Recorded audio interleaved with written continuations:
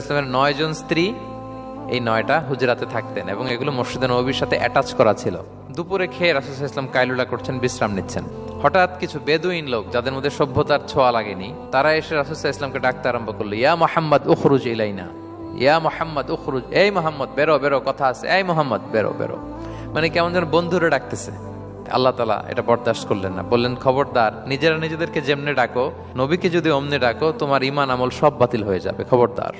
এবং এই আয়াত নাজিলের পরে উমরে ফারুক রাদিয়াল্লাহু তাআলা এত ভয় পেলেন, এরপরে রাসূল সাল্লাল্লাহু আলাইহি ওয়াসাল্লামের সামনে কথা বলতে গেলে উনি এত আস্তে কথা বলতেন, ওই যে বেশি জোরে যদি কথা বলি তাহলে আমার সব আমল বাতিল হয়ে যাবে, এত আস্তে বলতেন।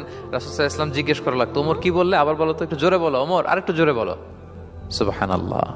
তাহলে 2 নাম্বার ইনস্ট্রাকশন হচ্ছে মুরব্বী, শিক্ষক, উস্তাজ এরকম রেসপেক্টেড কারো সামনে উচ্চবাচ্য করে কথা বলা উচিত না।